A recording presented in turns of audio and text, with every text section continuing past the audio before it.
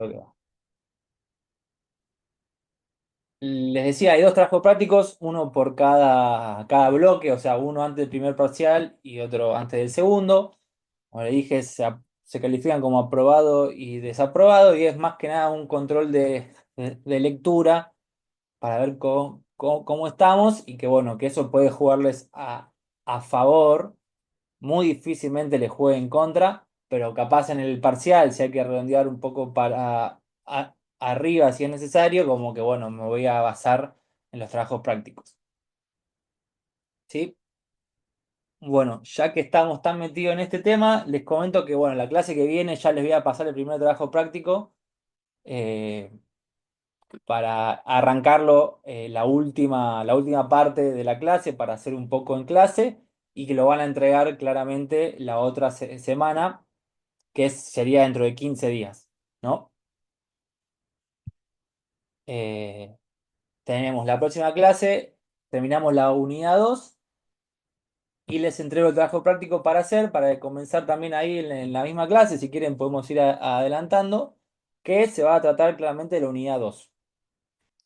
La siguiente clase entregan el trabajo práctico, que bueno, claramente pueden preguntar por el aula virtual, lo que sea necesario, todavía no pensé el trabajo. Como les decía, vamos a arrancar con la clase, con unidad 3. Disculpen, que también serán dos o tres clases y eso es lo que va a entrar en el primer examen, unidad 2 y unidad 3. Como le dije, jueves 3 de 4 que es el próximo, le doy el trabajo práctico y el primer parcial, si las cuentas no me fallan, sería el jueves 8 del 5. Porque ahí tenemos el 1 de mayo que también cae jueves, así que es feriado, por lo tanto lo voy a pasar a la próxima semana. Incluso también creo que tenemos Jueves Santo en el medio, como que tenemos otra clase que vamos a perder muy probablemente, pero no creo que cambie algo a la fecha del examen. Como ya les diría casi con seguridad que el primer examen va a ser presencial el jueves 8 del 5. En todo caso, si el feriado nos cambia mucho, porque tengo pensado dar una clase de repaso. Si el feriado, bueno, nos altera mucho el cronograma, haremos la clase de repaso, un poco de contenido que entra al examen y después repasaremos la última parte o la segunda mitad de la clase esa, ¿no? Que bueno, ya me perdí un poco con las fechas, pero sería una semana antes del primero, el 20 y pico de abril, ya llegando al final. ¿Quedó claro el tema de estas fechas? Sí, perfecto. Joya. Anótense, 8 de mayo, primer parcial. Y bueno, perfecto, ahí me gusta. Me pueden reaccionar también, no hay problema, para hacerlo más llevadero. Bueno, si les parece, arrancamos un poco con la clase de hoy, que no me viene mal retomar un poco la clase pasada, ¿viste? Se acordarán que tuvimos como una clase, hicimos como una primera introducción en el aula y después teníamos que ir todos hacia el otro edificio, que era el último edificio. No sé cuántos pudieron llegar a ir, que teníamos la clase con el director de la carrera, con Pablo López, que a la vez también es el ministro de Economía de la provincia. Que les adelanto para que los que no pudieron ir o que no llegaron a ir, que profundizó un poco del recorrido muy rápido que hicimos en el aula, ¿no? Esta historia del pensamiento económico, las diferentes escuelas, siempre en un contexto histórico particular y cómo, bueno, qué conceptos, por así decirlo, fueron continuándose entre los diferentes pensadores y cuáles fueron cambiando drásticamente. Claramente, Pablo le dio a mi forma de ver las cosas, como que le dio un poco más de énfasis a los primeros, le hace Adam Smith y David Ricardo. Marx como que no se metió mucho, pero sí volví a tomar los marginalistas, que para el caso nuestro, marginalistas son la unidad 3 que sí entra al primer examen. Y un poco al final, ya llegando al final de la clase, que hacía mucho calor en esa aula para los que estuvieron, como fue cerrando un poco con los neoclásicos y con el keynesianismo, que es básicamente la segunda parte de la materia.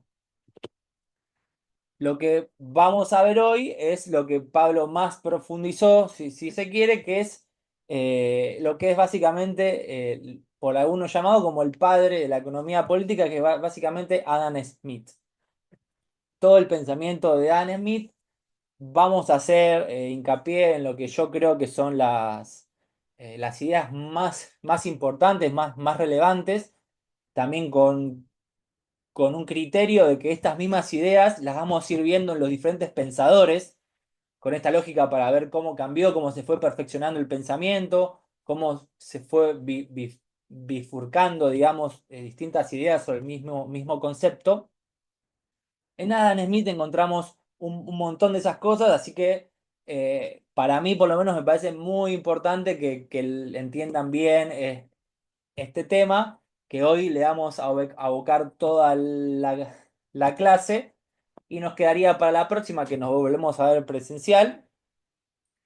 Dos economistas que son básicamente David Ricardo y Karl Marx. Ya nos metemos con Marx, vamos a ver si podemos meter a los dos en la misma clase, si no, bueno, un poco de marxismo nos va a quedar para dentro de, bueno, 15 días en la próxima clase virtual.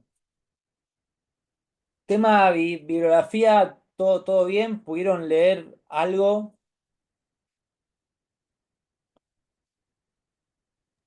Ahora yo les quiero Sí, hacer una aclaración sobre... algo, ¿Cómo, Miguel? algo. Bien. ¿Cuál leíste, por casualidad?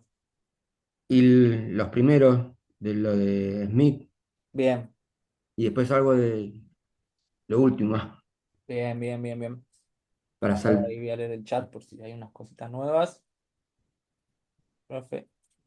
Sí, el texto de hoy, en realidad ya les adelanto, chicos, hay mucha bibliografía para cada unidad. Por eso cada unidad la vamos a repartir en dos clases y aún así les adelanto porque ya lo estuve viendo, estuve planificando todo, es bastante. Por eso fíjense que yo cada vez que le dejo un comentario ahí en el aula, como que bueno, capaz le digo, vamos a hacer más hincapié en este texto que en el otro, porque no puede ser, sinceramente yo creo y no me parece tan sano que no, que puedan leer todo. Eso igual no quiere decir que bajemos la exigencia ni nada, pero vamos a hacer capaz foco en algunos textos que igual les voy a aclarar. Vamos a darle más bolilla, por así decirlo, a este texto. En el caso de la clase de hoy, te dije que la voy a hacer, la planeé y la armé en el base del texto de Kisilov, que ustedes en el cronograma lo tienen como bibliografía complementaria, pero ya les adelanto que lo vamos a usar bastante porque me parece un muy buen texto y igual les adelanto que no es un texto fácil. Eh, tiene mucha información, es muy largo, la verdad, por lo menos este capítulo de Adam Smith y también los que he visto, los próximos. Aparte el texto, además, les adelanto, les cuento una cosa, este texto de Kisilov, que son como lecciones de economía, y cada lección que es un capítulo, valga la redundancia, es un pensador economista en particular. La lección 2 es de Adam Smith, la lección 3 es de David Ricardo, la lección 4 creo que son los marginalistas, 5 neoclásicos, 6 si no me equivoco, es el keynesianismo y la lección 7 es el marxismo. Ahí hay como un salto, pero nosotros lo vamos a ver de esa forma. Por eso les recomendé que en este caso usemos el de Kicillof porque es el que apunta estrictamente a Adam Smith y habla sobre Adam Smith. El otro texto que también tienen que lo vamos a usar recurrentemente es un manual, que ahora no me acuerdo el nombre exactamente, de la editorial McGraw. Las temáticas, mejor dicho, los capítulos son por temas y no por pensadores. Me explico. En el caso de la clase para hoy, del manual estaba creo que el capítulo 4 y 5. Claramente el 5 queda para la próxima clase, pero si se quiere estaba el capítulo 4 que hablaba puntualmente del valor. Y casi que no mencionaba el pensamiento de Adam Smith, sino que hablaba puntualmente de la teoría del valor y cómo fue surgiendo a partir de los diferentes años y los diferentes contextos. Por eso, a mi forma de ver las cosas, me pareció más prudente, digamos, iniciar por el pensamiento como, bueno, este economista dice esto, este economista dice lo otro, y el texto de Kisilov es el que lo tiene ordenado de esa forma. Eh, las clases para mí son como una puesta a punto de la bibliografía. La idea es que después de la clase entiendan mejor la bibliografía. Estaría bueno que para la clase ya vengan con algo leído para que no queden tan en la nada, pero con una vez tenida la clase puedan volver a releer esa bibliografía y entiendan los conceptos sin mayores problemas. Con esto le quiero decir que los apuntes sirven un montón de clase, de lo que ustedes tomen, pero ya les adelanto que las preguntas de examen o lo que sea el parcial van a salir de la bibliografía. Tanto las preguntas como las respuestas. Las respuestas van a salir de lo que está en la bibliografía. Yo igual les digo, repito lo que dice la bibliografía, no es que le voy a decir otra cosa diferente, pero ténganlo más las clases como para llevar un apunte y que después les sea como una guía de lectura, digamos, una que les facilite eh, la nueva lectura. Yo creo que por cada texto lo van a tener que leer 2 o 3 veces, en el mejor de los casos dos, eh, pero bueno, es necesario capaz releer y más cuando se arranca desde cero. Por eso la idea esta de hacer como una continuidad histórica también del pensamiento económico, arrancando por el primer pensador si se quiere, también, como ya les conté, nos va a servir para rehusar los conceptos, volver a traerlos como estar en continuamente hablando de lo mismo. Bueno, hasta acá, ¿hay alguna duda?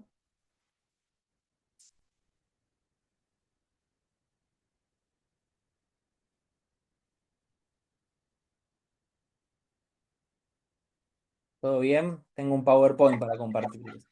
Sí, sí, todo bien. Perfecto. Bueno, tema asistencia para los que no vinieron a la clase pasada, sépanlo que les voy a tomar asistencia porque es un requisito para el curso. Las clases virtuales seguramente tome asistencia al final o ya casi llegando al final. Bueno, permítanme un segundito que les comparto pantalla, díganme si está todo bien.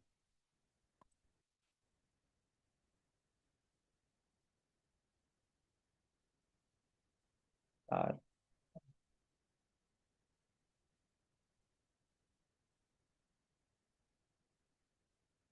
¿se, se ve ahí?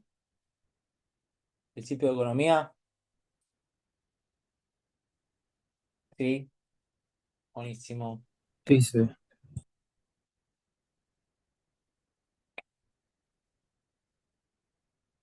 Hay unas cosas. Sí, sí, perfecto. Las 7 lecciones.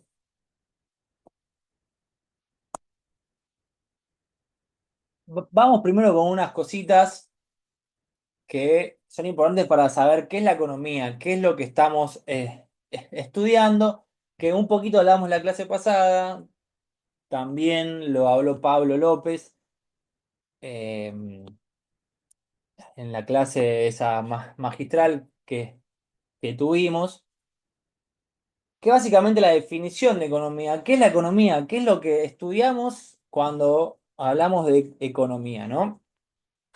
Hay muchas definiciones, que eso lo vamos a ver en el próximo PowerPoint, pero bueno, en sí es una ciencia, ¿no? Y ya hablamos que la ciencia tiene ese nombre porque tiene como cualidades específicas como son ser objetiva que describe a la realidad y principalmente que sigue el método científico que es este de la hipótesis, contrastar la hipótesis, básicamente que parte de la observación, del ensayo, y a partir de ahí se formulan las teorías, las hipótesis que dan lugar a las teorías generales, teorías particulares. En el caso de economía, al ser una ciencia social, por sobre todas las cosas, hay como dos definiciones, que una es conocida como la definición objetiva y por otro la subjetiva. La definición objetiva es la que más parte, si se quiere, de la economía clásica, es la primera definición de economía, la de Adam Smith, la del marxismo, que se basa principalmente en las relaciones sociales, en la producción. Y acá tienen la definición más concreta, que es las leyes que rigen la producción y la distribución. Acuérdense, porque esas son como dos grandes conceptos importantes. Acuérdense que estamos en principios de economía y es importante resaltar como, bueno, las nociones básicas. Producción es igual a riqueza. ¿Qué es lo que genera la riqueza? Eso lo vamos a ver con Adam Smith. Y bueno, la segunda parte es la distribución. ¿Cómo se distribuye esa riqueza? Que bueno, incluso Adam Smith ya también había planteado las primeras ideas generales en base a la distribución.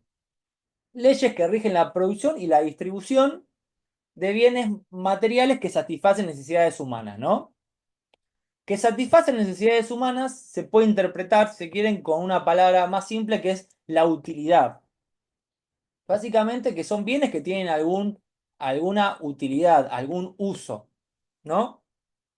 Después tienen un par de características más, bueno, esto que les conté, que es principalmente se encarga de ver las relaciones sociales, económico-sociales que hay dentro de la producción, que es básicamente la producción no se desarrolla en el vacío, sino que se desarrolla a partir de los hombres. Así que la economía más o menos es la ciencia que estudia todas estas leyes de producción y que establece relaciones sociales.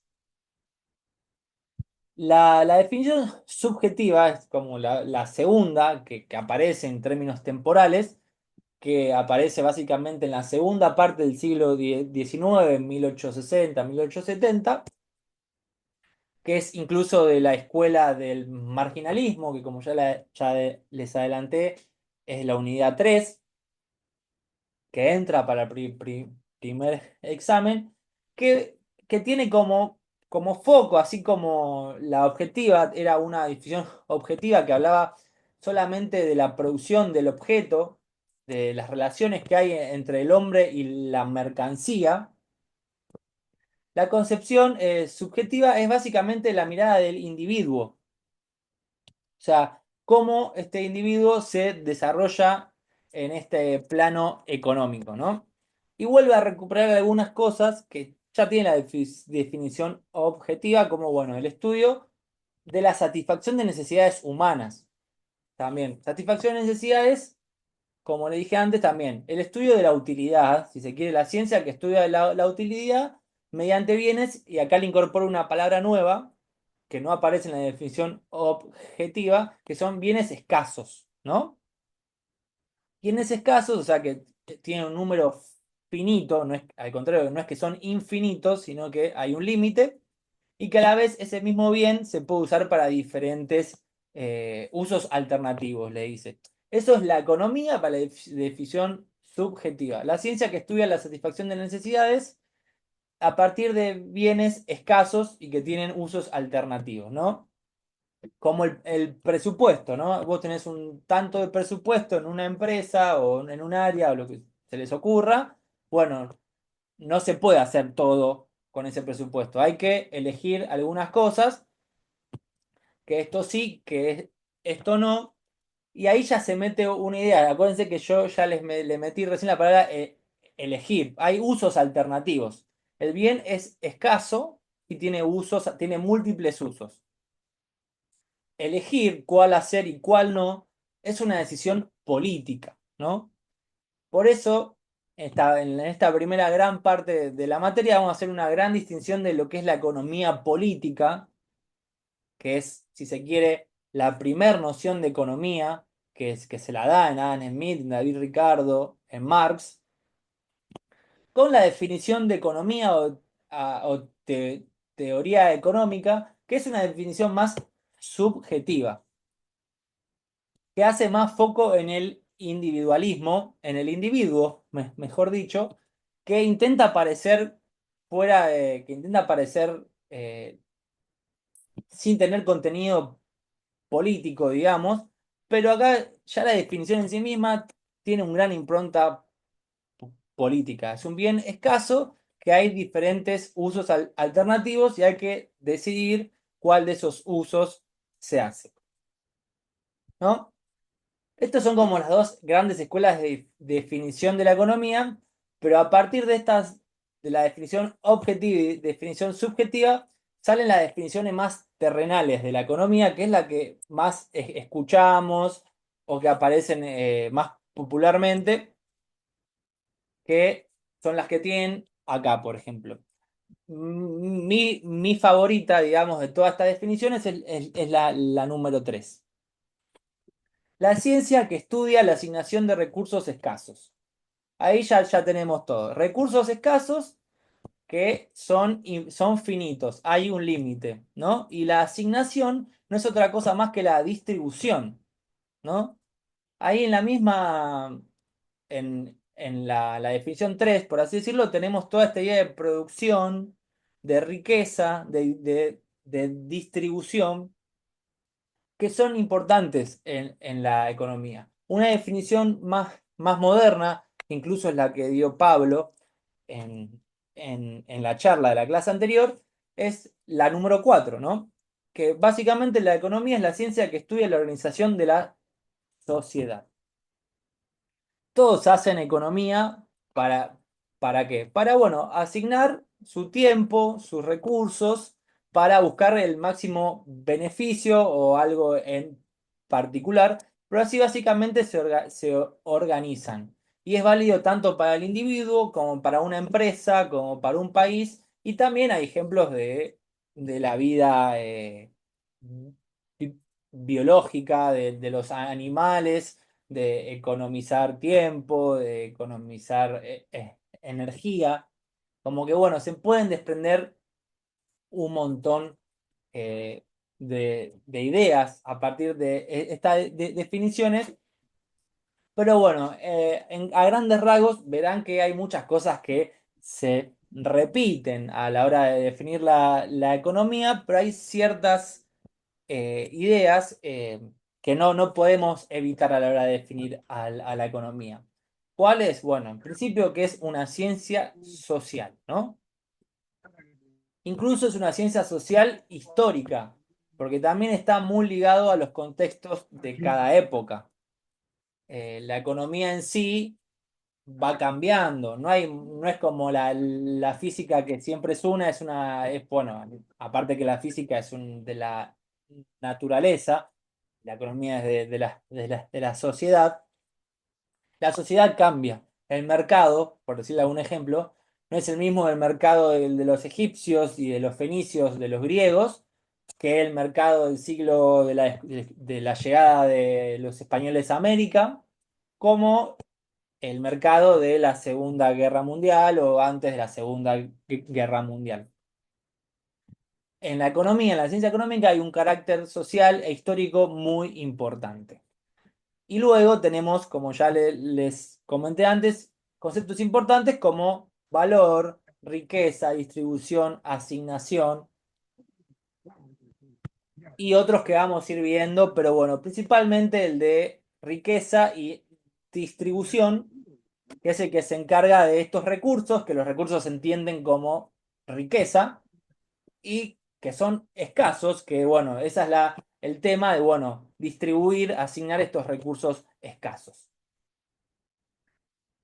¿Estamos hasta acá? Acuérdense que pueden preguntar cualquier cosita. Bueno, ahí nos quedan 10 minutos, así que, como les conté, cuando se termine la reunión, yo les aviso, voy a cortarla antes que se corte solo. Esperamos 10 minutos y volvemos a ingresar al mismo link. Y continuamos con la segunda parte. ¿Estamos?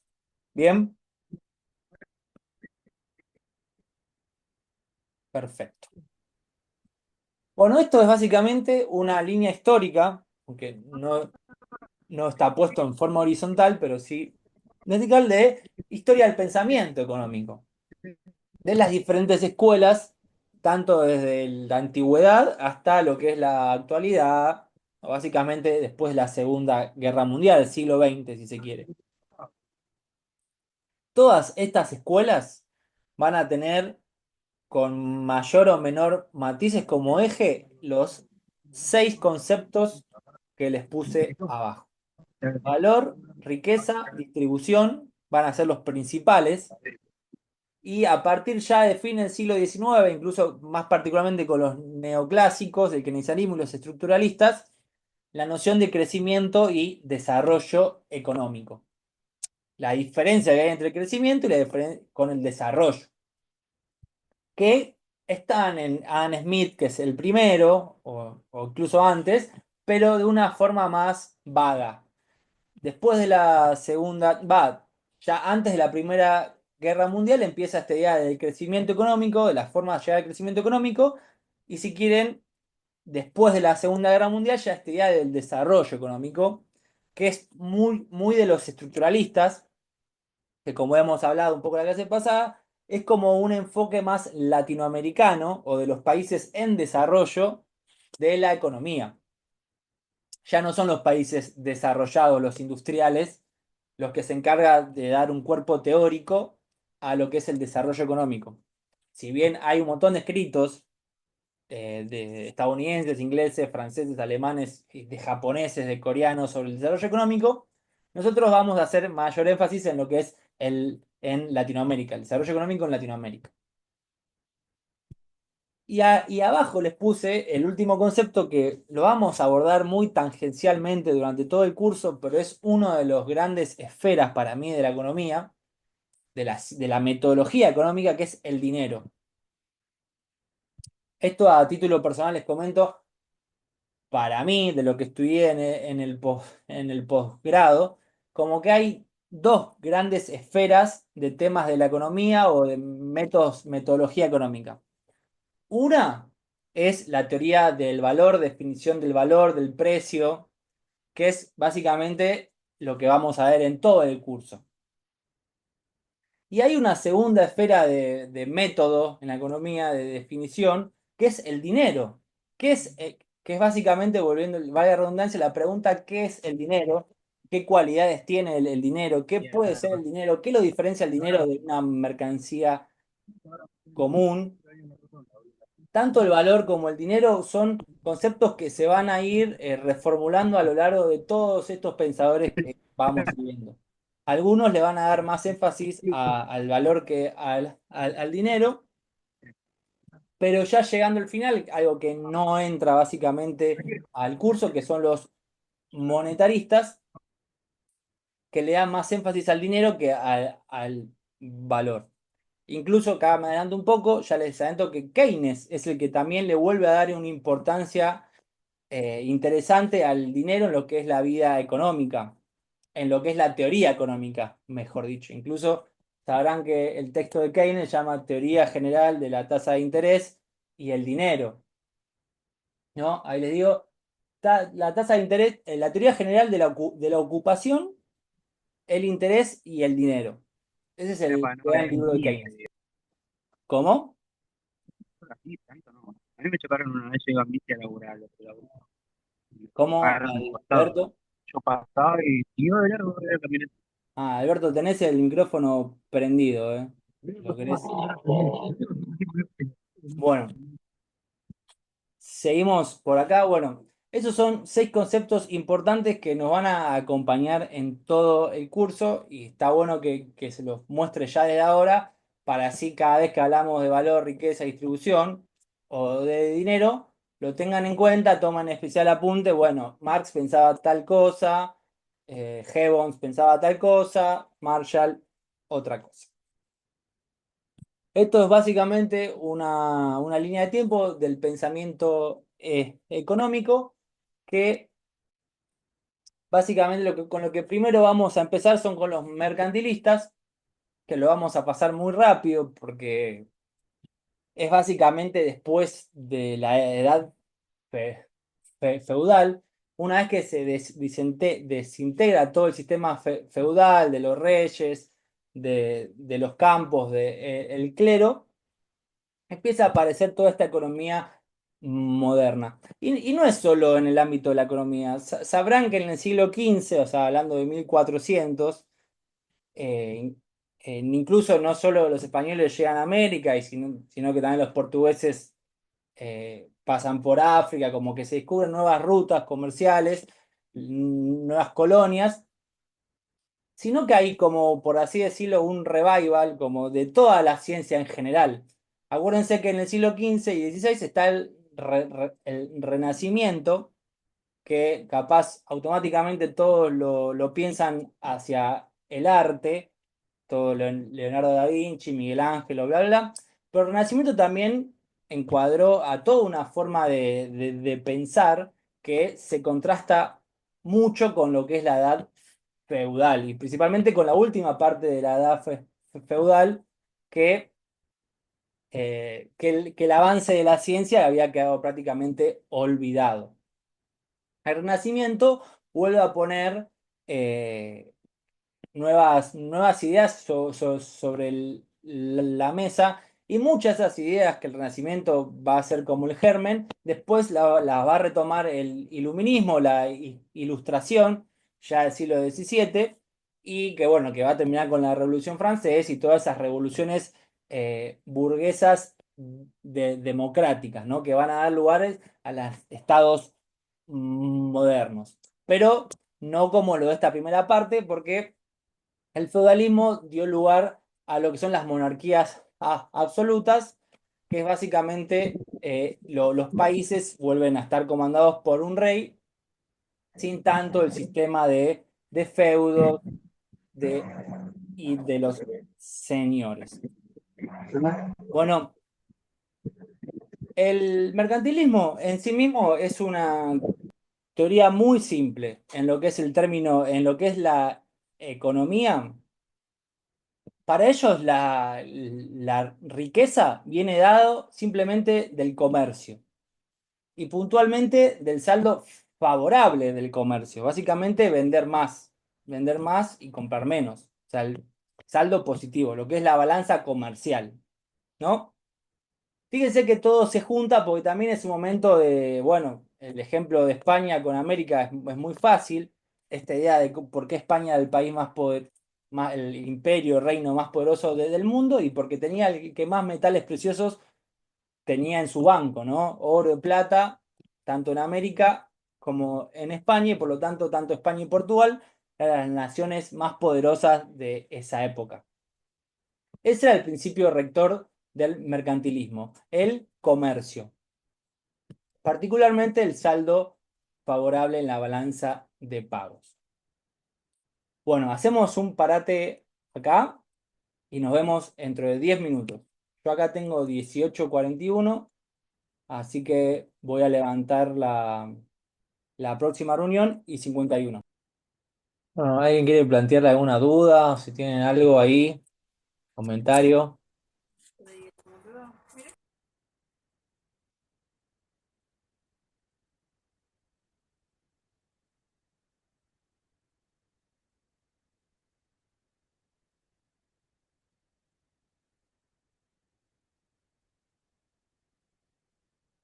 Ok, Evelyn. Profe, ¿qué tal? ¿Me escucha? Sí, bancamos un poco, Patricio, que le contesto a Evelyn que mandó un Ok, mensaje ok. por el grupo.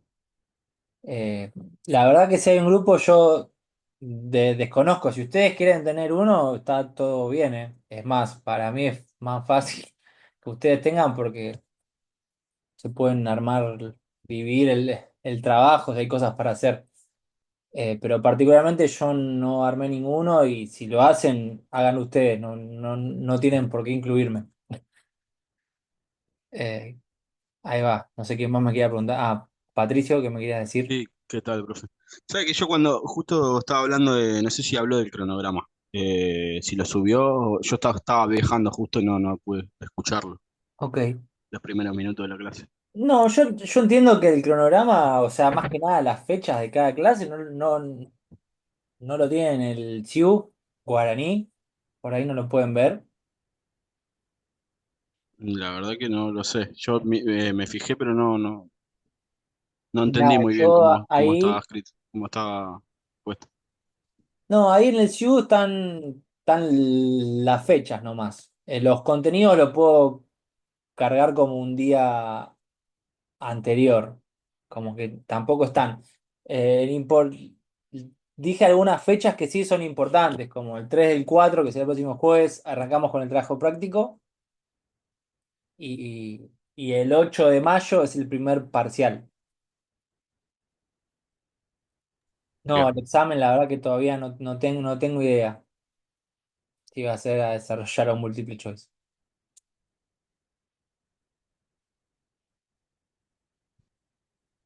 Eso tiene como dos caras, porque vieron los exámenes a desarrollar, están buenos, son los que más le gustan a los profes, pero corregir esos exámenes toma mucho tiempo. Cambio el choice es una pavada, la corrección, no el examen, como corregir el choice es muy rápido. Eh, sí, no, la verdad no, la verdad no tengo nada para decirle sobre eso, capaz primero quiero hacerle trabajo práctico, sinceramente, que se los voy a armar, no va a ser algo muy complejo ni nada, es todo lo que estamos viendo hoy y un poco la próxima clase. Eh, Y los choice, sí. Yo, bueno, históricamente en la UBA les cuento, como los primeros exámenes son los más difíciles, generalmente. Yo no estoy diciendo que así sea, pero generalmente los primeros exámenes son como más difíciles porque es como un filtro. A propósito son más difíciles. Sí, es individual el trabajo práctico. Eh, son un filtro y a veces yo he tenido múltiple choice que eran muy complejos y la idea de hacer un múltiple choice para que se equivoquen tampoco me gusta.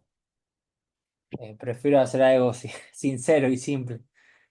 Pero no, la verdad que todavía no tengo idea ni cuántos puntos van a ser. Solo le digo que es presencial. Las clases grabadas todavía no dije, después voy a chequearlo, pero también en el campus, para que la descarguen desde ahí, si se puede. Capaz si es muy amplio, si es muy pesada, les subiré el link para que ahí lo puedan ir a descargar. Bueno, vamos a algo más. Si no hablamos siempre, siempre de lo mismo. La presentación sí, no las voy a subir ya. Igual la presentación, se los digo, es para las clases. No tomen respuestas de acá porque mm, me voy a dar cuenta rápido. Eh, y capaz las preguntas no van a estar orientadas para que pongan lo mismo. Yo se los voy a subir igual, pero tanto el trabajo como que los PowerPoint son para las clases nomás, no tienen más contenido. Y este, la verdad, lo hice medio a las apuradas. Porque si no, a mí me gustan los PowerPoint que no tienen nada de texto, digamos. Alguna palabra así suelta, alguna foto y más que nada repetir ideas. Este, como lo tuve que hacer medio apuradas, tuve que mandarle un poco más de texto. Gracias, gracias. Sí, a mí me gusta hacer los PowerPoint, como les dije, siempre intento que no estén muy cargadas cada filmina, porque también es un poco más llevadero, es un poco más de habla, de parla, digamos, para el profe, pero a mí me ha pasado mucho en la Universidad de Buenos Aires, en la UBA, sí, de pasarle los PowerPoints y capaz que tengan mucho texto y capaz en los exámenes me ponían exactamente lo mismo. Me daba cuenta porque yo los había hecho y eso la verdad que te desmotiva un poco. Porque la respuesta no estaba ni bien ni mal, era simplemente lo que había en el PowerPoint y no había ninguna vuelta de tuerca más, no terminaba respondiendo la pregunta o cumpliendo con la consigna. La moraleja de todo esto que sí, les voy a subir los PowerPoint, pero no estudien de los PowerPoints. Bueno, seguimos. Ahí les comparto.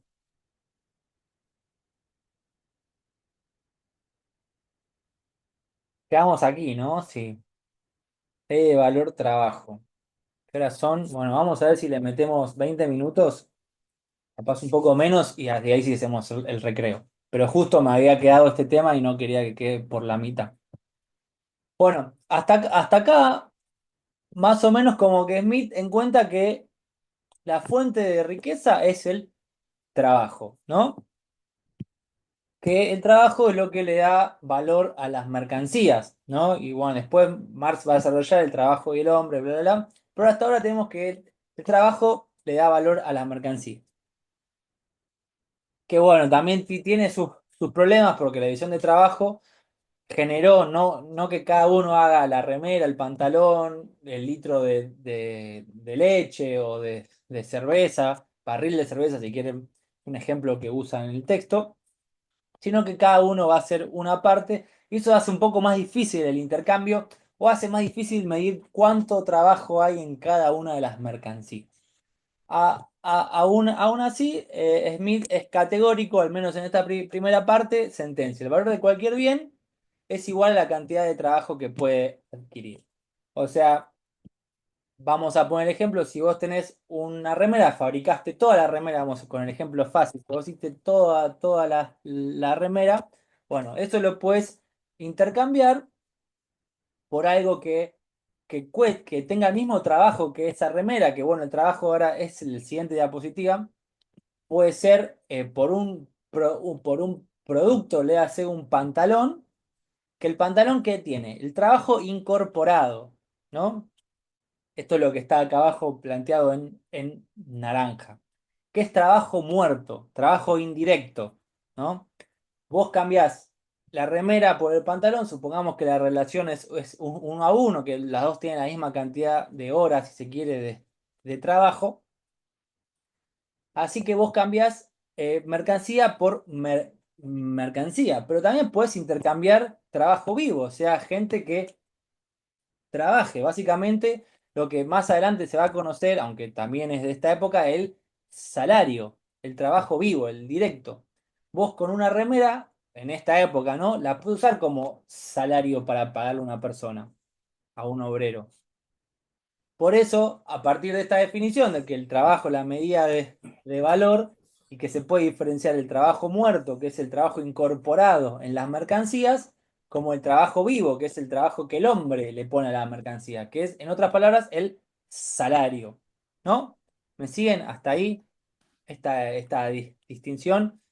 Smith va a distinguir varias, ya tuvimos una que es el valor de uso con el valor de cambio, acá tenemos trabajo muerto, trabajo vivo, precio nominal, precio real, vamos a ver muchas distinciones, pero no se confundan. Acá estamos hablando de ¡Ay, Dios! trabajo, cuidado ahí Luciano, baja el volumen. ahí va. Bueno, trabajo muerto, trabajo vivo. Pero ahora vamos a pasar a otro problema con el que se encuentra Adam Smith, que lo tiene muy bien explicado en el texto de Axel Kicillof. Bien, el trabajo es la medida de cambio, pero bueno, ahora, ¿cómo medimos el trabajo, no? Este va a ser la gran piedra en el zapato de toda esta teoría, hermosa teoría del trabajo, valor trabajo, perdón, que Adam Smith nos viene bombardeando, por así decirlo, los primeros 5 capítulos de la teoría de las riquezas de las naciones. Todos los primeros 5 capítulos llegan hasta acá, más o menos. Que el trabajo es la fuente del valor, que esto, que lo otro, los diferentes valores de uso, los diferentes tipos de trabajo. Pero bueno, acá surge la otra pregunta que es un poco incluso más importante. Bueno, si el trabajo es la medida de riqueza, perdón, si el trabajo es el que genera riqueza y el que da valor, entonces, bueno, ¿cómo medimos el trabajo? Porque bueno, si es por horas, que es lo que uno piensa más rápidamente, más fácil, como que si esto me tomó 8 horas, voy a intercambiarlo por algo que también genere 8 horas. Pero ahí Adam Smith se planta y reconoce bien, no, pero si hubiera existido así, si se cambia tan linealmente de 8 horas por 8 horas, entonces no habría capitalistas, ¿no? Porque todo se sumaría en cero. 8 menos 8 es cero, no quedaría ninguna ganancia para el que tiene la máquina que produce tales prendas de vestir, en este caso el ejemplo. Acuérdense que la división del trabajo ya está en esta sociedad moderna que Adam Smith está analizando. Acuérdense que Adam Smith sigue el método científico que es plantear una hipótesis y después la contrasta con la observación de la realidad. Y se da cuenta que no, que por más que se mida en horas, eh, hay una parte que se la queda el capitalista, o mejor dicho, el dueño de los medios de producción, y por lo tanto las horas, así simplemente la cantidad de horas trabajadas, no puede ser una medida para, valga la redundancia, medir el trabajo. Y entonces va con otra definición en el aire que el trabajo depende de las penas y fatigas que supone su adquisición, en otras palabras, el sufrimiento, si se quiere, y también el sufrimiento que vos te ahorrás eh, comprando el otro producto. Es interesante esta definición, pero a la vez vuelve a tener un carácter muy subjetivo, porque las penas y fatigas, como les dice, no son las mismas para todos. No hay una medida que estandarice las penas y fatigas. El sufrimiento es algo muy particular de cada una de las personas, así que vuelve a chocar con uno de los problemas y le surge un indeterminado. No tiene cómo medir el valor. Encontró que el trabajo es lo que genera el valor, lo que da valor, pero no puede encontrar, al menos observando la sociedad moderna, cómo se mide ese trabajo y que eso después es lo que regula una sociedad o regula el intercambio. Y ahí básicamente dice, su valor viene dado por el trabajo incorporado en la producción y su valor es igual al trabajo que con ella se puede adquirir a través del cambio. Que básicamente lo que vimos en el slide anterior, esto de trabajo muerto o trabajo vivo. Vos podés cambiar mercancías por mercancías o mercancía por trabajo vivo, por así, por horas de trabajo por el obrero. Luego de esto, como que Adam Smith, ahí va, queda como en un vacío. Realmente no sabe para dónde ir y cómo terminar con esta idea de valor trabajo. Por eso les digo, ya lo repetí, por eso este texto es tan largo, porque se toma el tiempo de explicar todas las idas y vueltas de Adam Smith. No es que solamente el texto dice el valor, la teoría de valor es tanto y tanto, tanto, y Adam Smith es liberalismo, la mano invisible, la edición general del trabajo, no, como que intenta explicar muy bien a mi gusto, aunque es difícil de comprender y de interpretar, hay que dedicarle un tiempo, cómo es el recorrido de Adam Smith para llegar a estas ideas finales. En el medio mete estas dos ideas de precio, fíjense que primero dijo valor de uso, valor de cambio, después trabajo vivo, trabajo muerto, o trabajo directo, indirecto, que es lo mismo. Y después tenés precio real y precio nominal. Son tres cosas diferentes, no se las confundan, pero está bueno traerlas a colación, principalmente porque precio real y precio nominal es lo que también se usa hoy en día. El precio real generalmente es una división, es una razón, como que el precio medido en tal cosa. Bueno, en este caso el precio de la mercancía medido en salario. El precio real es todo lo que tu trabajo puede comprar. Mientras que el precio nominal es simplemente un número. Puede ser 10.000, 1.000, 4.000. Un ejemplo muy claro de valores reales y valores nominales en Argentina es la inflación, ¿no? La inflación que hace que el precio nominal, el precio número se vaya para arriba constantemente. Pero si vos querés ver el precio real de las cosas, usás el precio nominal y lo dividís por alguna medida fija, que generalmente la más común en este país es el dólar, ¿no? Haces el precio en pesos sobre el tipo de cambio, y ahí te va a dar el precio real, en este caso medido en dólares. me sigan hasta acá esta definición de precio real y precio nominal. Adam Smith no se va a meter mucho más en esto, pero me gustaba que al menos quede claro otra definición de precio en Adam Smith. ¿Alguna duda hasta acá? Porque acá hacemos un parteaguas muy importante.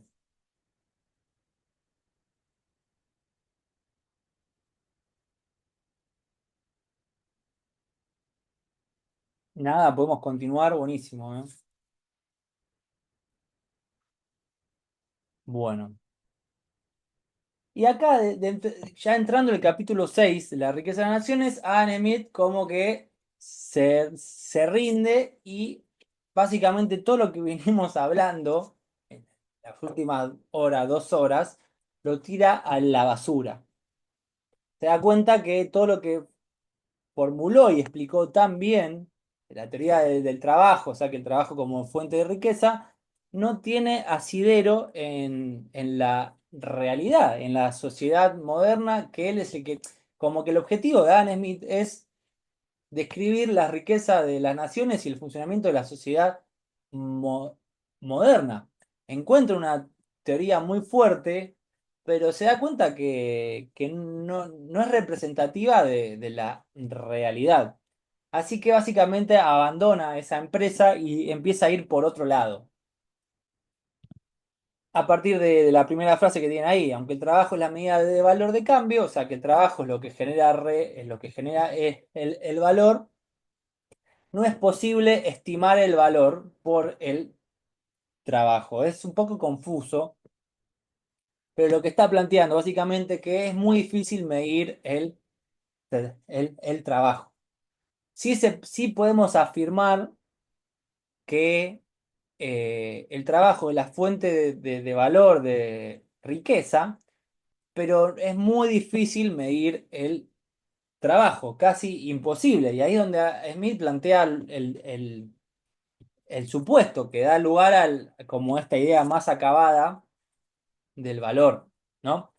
Por un lado, para que la teoría del valor funcione, tienen que existir dos cosas, dice. O, o bien todos saben el trabajo que contempla cada una de las mercancías, el tiempo, como que hay lo que se dice más adelante, información perfecta, como que todos tienen en claro lo que trabajan, la cantidad que demandan sus productos, todo tiene esa información, o si no, la otra situación que también la plantea es que hay algo, una fuerza mayor que actúa por detrás de todos y los que van al mercado, mejor dicho, van a intercambiar, no son conscientes de esta fuerza, ¿no? Smith no profundiza mucho más sobre eso, pero esta idea de ley que actúa sin intervención inconscientemente de los que están participando, no es nada menos que el mercado mismo. O sea, que es otra idea de la mano invisible. Esa es la misma mano invisible. Porque como arrancamos, ninguno sabe lo que cuesta un celular, o cómo se hace un celular, o cómo que. Y todos tenemos un celular. Lo mismo con cualquier producto que se les ocurra. Lo que pasa que Adam Smith llega hasta acá, no profundiza, por eso también es tan importante saberlo esto y ver cómo continúan los otros economistas, es que o bien todos tenemos información de todas las cosas y funciona todo bien, o hay algo, una fuerza mayor que controla todo el mundo, o el intercambio, mejor dicho, no todo el mundo, y todos los que van a intercambiar, los mercaderes, no son conscientes realmente de lo que está pasando. Así que Adam Smith, ¿qué hace? Elimina todo lo que ya hemos visto en la sociedad de la teoría del valor y plantea otra cosa, plantea un modelo económico, pensando que su idea original era describir la sociedad moderna, ahora termina diciendo que no, que la teoría del valor funciona, por dicho, pero funciona en una sociedad ruda y primitiva. No funciona en la sociedad actual, en su época, ¿no? Sino que era lo que funcionaba antes, en la sociedad ruda y primitiva, que básicamente en la antigüedad, en los cavernícolas, en lo que sea, que prácticamente había dos cosas, que, mejor dicho, no había dos cosas que sí existen en la sociedad moderna. Que una son los capitalistas, o sea, los que tienen los medios de producción, y otra cosa que la tierra era libre. Todos podían cultivar la misma tierra, no había terratenientes. ¿Qué quiere decir? No había ganancia de capital ni había renta de la tierra, ¿no? Esto es como parece ser como un sacudón, un vuelta atrás de las ideas de Adam Smith, pero a partir de concebir este modelo de la sociedad ruda y primitiva, que es un modelo que en realidad no es que está hablando de una sociedad puntual o de los cavernícolas o del paleolítico en sí, sino que es una sociedad hipotética, ahí dice que ahí sí, las leyes de la ley del valor es la que rige el intercambio y la producción. Y ahí es donde mete el ejemplo tan conocido de los... todavía no tomamos asistencia, en un ratito, después del recreo. Eh, el claro ejemplo de los ciervos y los castores. Ahí como no hay intermediarios del capitalismo ni de los propietarios de la tierra, lo que te cuesta producir o cazar un ciervo se va a intercambiar por lo que cuesta cazar castores. Ese es el ejemplo que usa Dan Smith, que lo tienen también muy claro en la bibliografía. Si un ciervo te insume 1 hora de caza y un castor te insume 2 horas para intentar cazarlo, claramente un castor se va a intercambiar por 2 ciervos, ¿no? Y ahí funciona estrictamente la ley del valor, el trabajo se puede medir por las horas, por horas básicamente, sin problemas. Incluso también eso en la sociedad ruda y primitiva, que es una sociedad hipotética, es como un modelo económico, también es válido todas las fluctuaciones de la demanda y de la oferta, ¿no?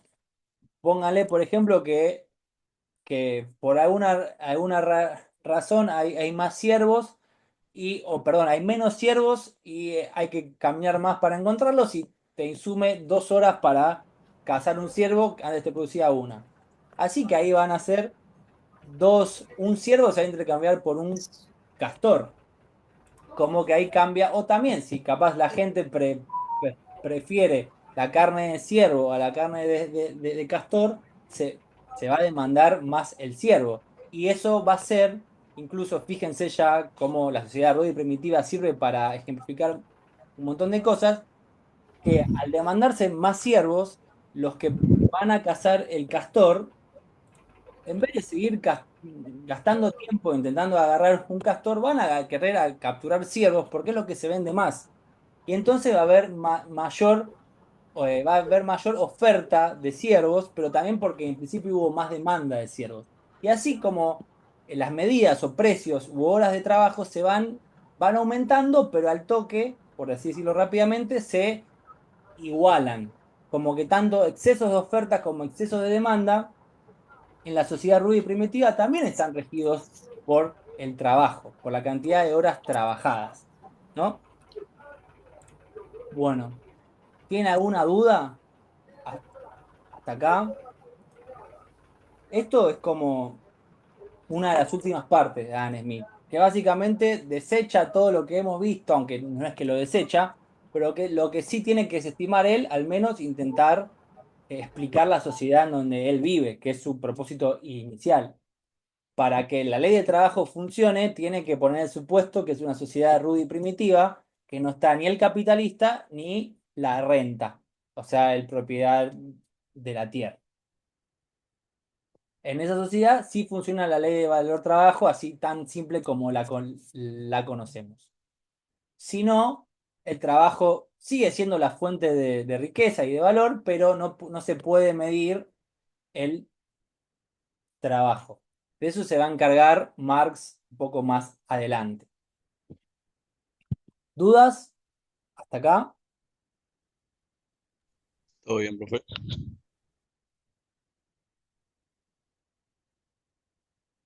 Bueno, les cuento cómo vamos a seguir. Hacemos un recreo de 20 minutos, o sea, 20 y 30 nos sumamos. Ahí cerramos las últimas 2 diapositivas que nos quedan y dejamos el Zoom abierto para hacer un cuestionario que ahora yo les voy a subir, ahora no, antes de ingresar, les voy a subir al aula virtual. Son 8 preguntas, la idea es hacerlos todos juntos, después en el próximo Zoom vemos cómo lo administramos, pero bueno, esa sería la última parte, ¿sí? A grabar. En la sociedad moderna, el valor está determinado por los 3 retribuciones a los factores productivos: salario, ganancia y renta. Esta es como, ahí les digo, esta es como la última teoría del valor de Adam Smith, que no profundiza demasiado, o por lo menos nosotros no nos vamos a meter más, pero sí David Ricardo es que la continúa. Las preguntas están en el foro, en el mismo tópico, digamos, que estaba el link de la clase de hoy. Ahí en ese clase virtual 27 del 3, abajo tienen un Word con 7 preguntas.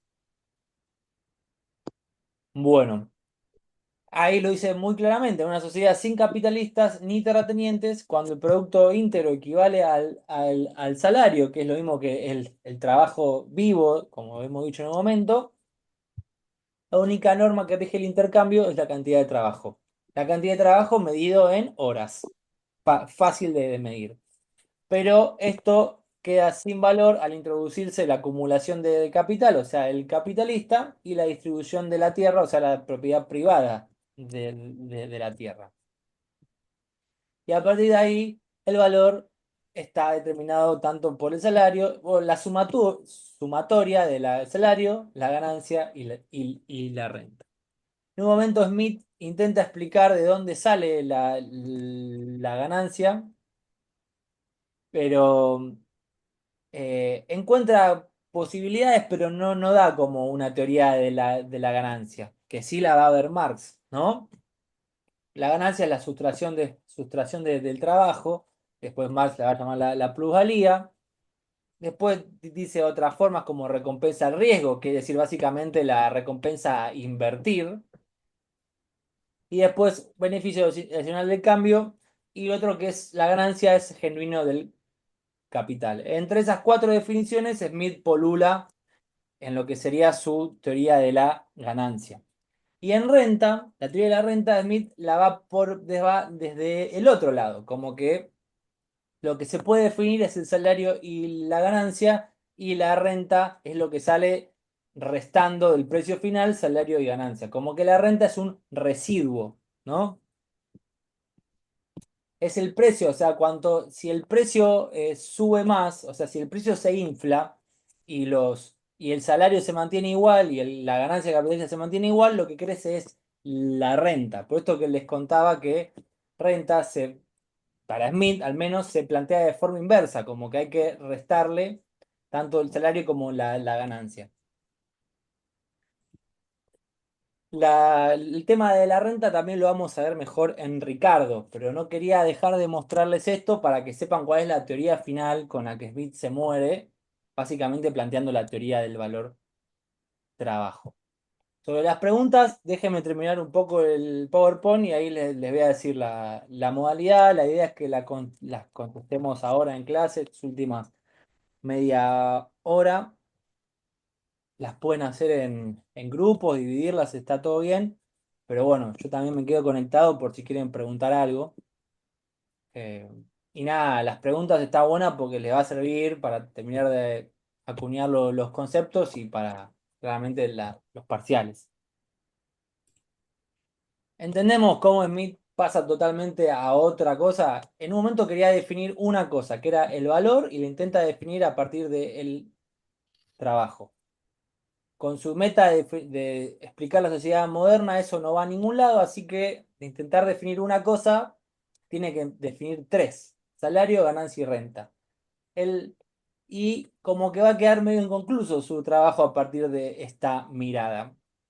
Y es por eso esto lo que retoman los otros economistas clásicos, David Ricardo y Adam Smith. O sea que Smith finaliza su teoría del valor basada en los costos de producción, ¿no? Arrancó con la teoría de valor trabajo y finalizó con la teoría de los costos de producción. ¿Estamos bien? ¿Tienen alguna duda sobre esto?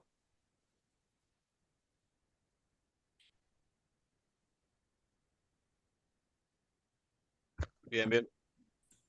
Y tanto el salario como la ganancia, como la renta, son precios. Son numeritos que van y suben, que tienen una forma natural, pero que a la vez pueden ser influenciados por la oferta y la demanda. O sea, pueden subir o pueden bajar. Lo que dice Smith que en libre competencia, el precio de mercado no puede bajar mucho el precio natural, no puede estar por debajo del precio natural, o al menos no puede estar por mucho tiempo, como que automáticamente el sistema económico, ya por tanto por oferta y la demanda, va a tender a ajustar siempre hacia el equilibrio que es el precio natural. O sea, el precio de mercado no puede estar por debajo del natural por mucho tiempo.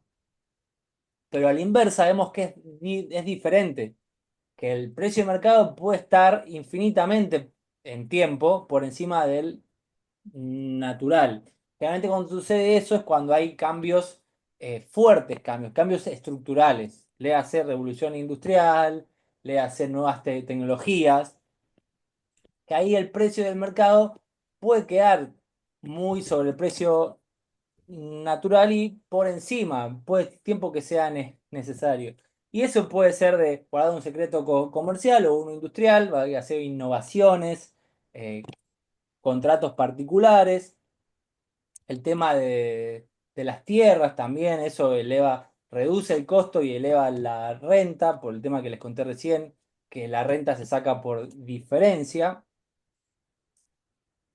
Pero todas estas, cuando el precio y esto ya es como una puntita para más adelante, pero fíjese que acá Smith ya introduce la palabra monopolio.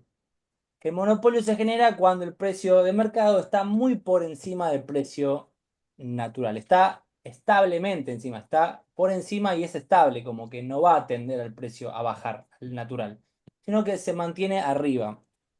Y eso hace que se creen monopolios y, y eso, bueno, mantiene como un efecto, digamos, invernadero en el precio de mercado que se mantiene alto. Esto ya lo tienen un poco al final del texto de hoy, que empieza a hablar un poco de estas cosas y ya no habla tanto de la ley del valor, sino que el tema de la ley del valor lo soluciona con los costos de producción. Ahora, como les contaba, se mete un poco, bueno, habla tanto del salario, la ganancia y de la renta, pero son tres ítems que los vamos a ver en mayor profundidad con los otros dos economistas, David Ricardo y Marx. Pero aún así, no, que les quería dejar de mostrar todos estos nuevos conceptos que también introduce Smith, como el precio de mercado y el precio natural, y a partir de allí cómo dice que se forman los monopolios. Y por último, ya cerrando un poco la clase de hoy, Smith habla un poco del salario. Y habla plantea lo que es la ley de hierro de los salarios, ¿no? Salario es la oferta de trabajo. ¿Y por qué en leyes se rige eso? Por un lado es la demanda. Cuanto más invierte y más capital, medios de producción allá, va a haber demanda de trabajo. Y la oferta de trabajo no es nada más y nada menos que la población misma. O sea, si hay mucha gente que quiere trabajar, eso va a atender que el precio de mercado del salario esté por debajo del natural. Y a poco va a tender a que se iguale. Pero con los salarios particularmente hay algo para tener en cuenta. Que los salarios no tienen como un tope máximo, no tienen un techo, pero sí tienen un piso, ¿no? ¿Qué quiere decir eso? Que los salarios son de subsistencia. El salario mínimo, que a la vez es el salario que termina acordando el patrón con el obrero, más que nada porque el patrón tiene más poder, peso en la negociación que el obrero, es un salario de subsistencia, porque Si el patrón le paga menos que el salario de subsistencia al obrero, el obrero se muere. Y así se muere toda la gente, por así lo vaga y rápidamente, y no hay gente que trabaje, no hay oferta de trabajo. Así que, por un tema de equilibrio, el patrón va a tender a pagar el salario mínimo, el que pueda para que la mano de obra se reproduzca, lo que es el límite de inferior. O sea, el precio de mercado, el precio natural del salario es el precio de subsistencia. Me siguen hasta ahí porque esto también lo va a retomar Marx. Muy importante. Y esa es la ley de hierro del salario. Como que los salarios no pueden bajar hasta tal punto porque si no se te muere la población. Si te muere la población hay menos oferta y si hay menos oferta, ¿qué pasa? El precio sube. Entonces los salarios tienden a subir, pero no suben hasta más de la subsistencia. Eso es un poco lo que vamos a ver con Marx, pero bueno, Smith también ya planteaba estas cosas. Y acá vemos como un razonamiento circular que es muy importante tenerlo en cuenta porque, bueno, el salario de subsistencia depende de los bienes que se consumen para vivir. La comida prácticamente es el más conocido. Y hay como un ida y vuelta, como que el precio del salario depende del salario del precio del pan y el precio del pan depende del precio del salario, ¿no? Porque bueno, el salario se mide, si es de subsistencia, en lo que se puede comprar. En este caso, para que se reproduzca la mano de obra, es comida principalmente. Así que el salario depende del precio del pan. Y eso está bueno porque con Ricardo lo vamos a ver bien claro. ¿Y por qué tan importante el precio de la comida para la mano de obra? Si el precio del pan es muy caro, hay que pagar un salario muy alto. En cambio, si el precio del pan es muy bajo, se puede pagar un salario más bajo eh, para tener una mayor ganancia a los capitalistas. Por eso, fíjense este pensamiento circular, de que uno depende del otro, pero a la vez este depende del mismo. ¿Me siguieron hasta acá esta última parte? Un poco rápida, pero para terminar con estos temas. Bueno, ya vieron las preguntas. ¿Todos vieron las preguntas? Son 7. Dame un segundo, yo me las busco también.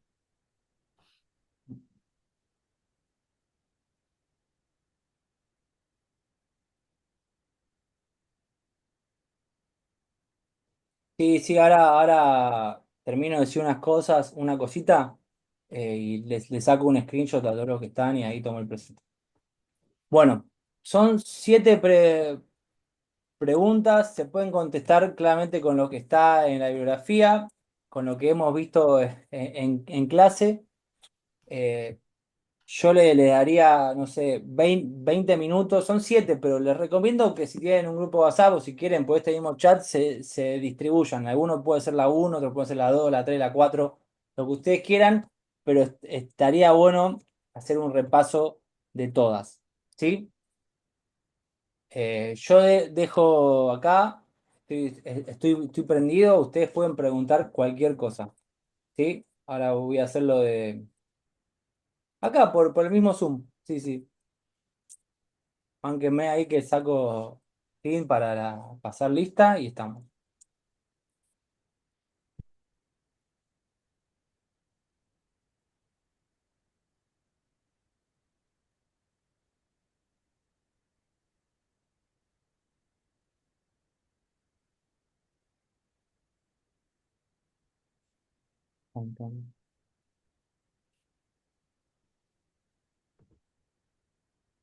Sí, se pueden organizar ustedes, ¿eh? Organícense ustedes y hagan un grupo.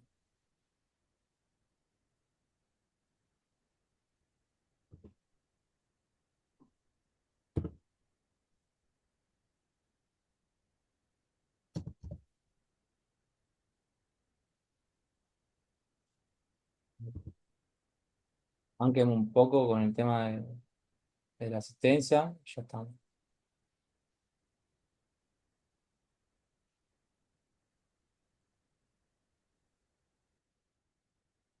Bueno, ahí está, ahí ya saqué pantalla. Buenísimo lo del grupo. Bien ahí. Sí, sí, sí. Podés profundizar un poco más, pero esas son las principales. Comercio, acordate de la balanza comercial, de poseer las minas, tener colonia, tener minas en el territorio de la nación, también tener colonias que tengan minas. Acuérdate que también muchos siglo XV, sí, XVI, y los fisiócratas sí, tal cual. Los fisiócratas, ojo que es solo de la producción de la tierra, nada de la industria, nada de los servicios, nada de comercio. Ahí tienen como dos distinciones fácil de riqueza. Un mismo concepto para dos escuelas diferentes. La pregunta 2 si quieren, la tienen en la bibliografía al toque, ¿eh? Creo que la segunda página. Es algo que ya vinimos hablando igual, pero si lo quieren más textual, lo tienen en la página 50 que es la segunda página del capítulo. Profe, perdón, consulta. No, justo entré un poquito más tarde y no vi. ¿Cómo la contestás? ¿Ahí mismo en el foro o la contestás en el Word y después lo pegás? ¿Cómo hacemos? No, no, eso se lo pegan ustedes. Sí, sí, sí, Ah, sí. es para nosotros. Exacto, sí, sí. Ok.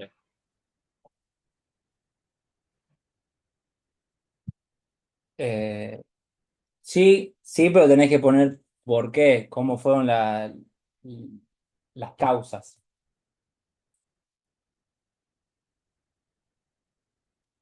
Lo que hablamos de la independencia, pero la dependencia, que no sabes cómo medir el trabajo, exactamente. Están las primeras páginas. Para la 3 las adelantos se tienen que ir un poco más adelante. Eh, Al apartado que arranca, se llama la centralidad de la ley del valor, páginas 54 55. Porque vamos a cerrar un poco también la clase que viene cuando veamos Ricardo y Marx. Es esta idea de economía política, ¿no? De las clases sociales, de las relaciones de producción, algo que va más en línea con lo que vimos al principio de la definición objetiva de la economía. Que bueno, parece que está un poco desordenado y más con Adam Smith que va y viene, pero ya les aseguro que va a cerrar todo.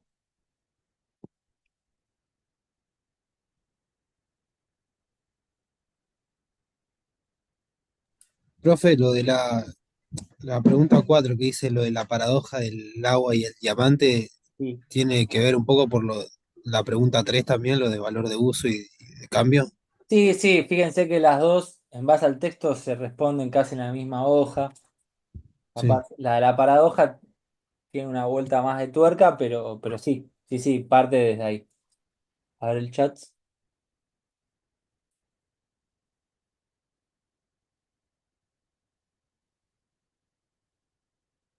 Bueno, sí, en el caso del agua sí, pero ¿y el diamante? ¿Qué onda? No hay, ¿cuánta utilidad tiene un diamante y cuál sería el precio? ¿Cuál es la relación? Depende del que. Le voy a leer lo que dice acá. Smith, no, acá no.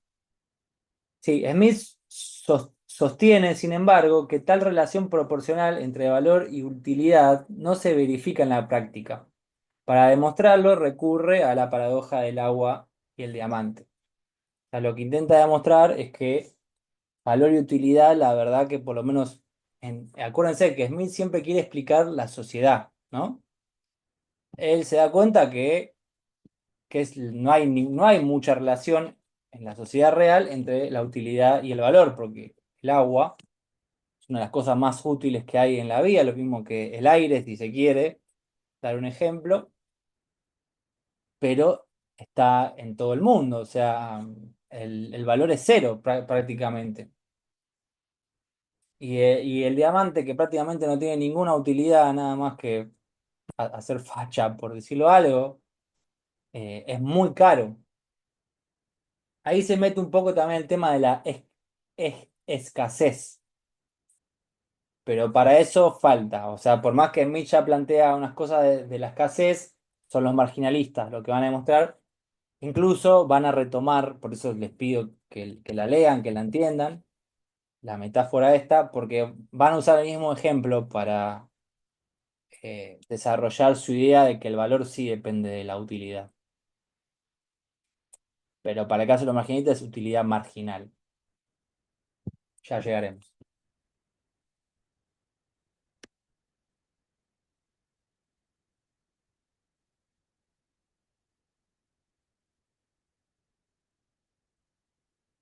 Básicamente, para mí la utilidad no puede ser nunca una medida del valor y sí encuentra que el trabajo lo es. El gran problema de Smith es el medir el trabajo. Cómo corno, si lo fácil, se mide ese trabajo.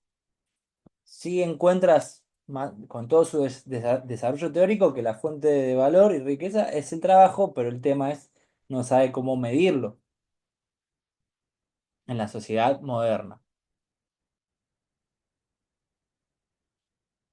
Y ahí propone, bueno, primero la teoría de valor trabajo y después, bueno, la teoría de los costos de producción. Sí, más que no puede tener valor o que sí, con el ejemplo lo que busca demostrar es que la utilidad, el valor no depende de la utilidad. No es que demuestra que el agua no tiene valor y que el otro es mucho más caro, sino que él usa ese ejemplo, pero lo que está demostrando, o él quiere demostrar, es que el valor no depende de la utilidad.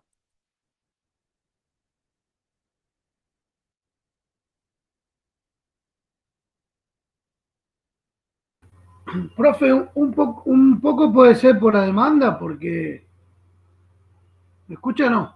Sí, sí, sí, dime. Puede ser un poco por la demanda que el agua uno es algo que, más allá que uno lo necesita, el diamante no, nadie está al alcance. Digamos, la Eh, gran mayoría no. pero bueno, si el diamante no lo necesita, ¿por qué saldría tan caro? Ese es el gran tema. No es que está formulando la teoría del precio del diamante o la teoría del precio del agua, sino lo único que él usa ese ejemplo, que después, como dije, vamos a ver el mismo ejemplo para demostrar otra cosa. Usa ese ejemplo para demostrar que la utilidad no depende del valor. Claro, Perdón, al revés, que el valor no depende de la no, utilidad. Más allá que el diamante sea más caro y que el agua no valga nada, o sea, muy barata. claro, porque además el agua tiene varias utilidades que, no sé, con el diamante. Sí, En sí, este sí, sí, caso, pero por eso mismo, no tiene nada que ver la utilidad sí, sí, con sí, el por valor. eso.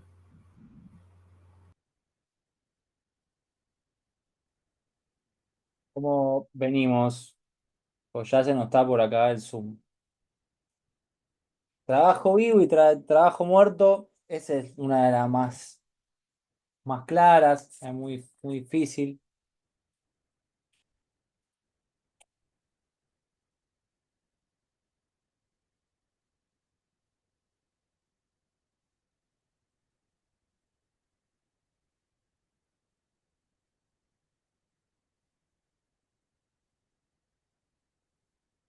Sí, ahí va. Estoy viendo el chat. Muy bien. No, no, chicos, la respuesta es para ustedes. No tienen que enviar nada.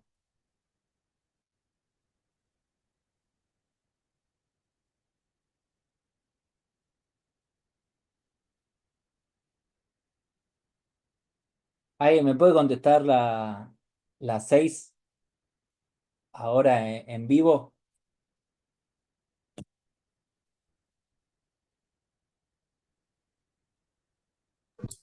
Era porque los capitalistas eran los que tienen las maquinarias y los medios de producción y no los trabajadores que podían cambiar antes su valor, el valor de su trabajo por otro.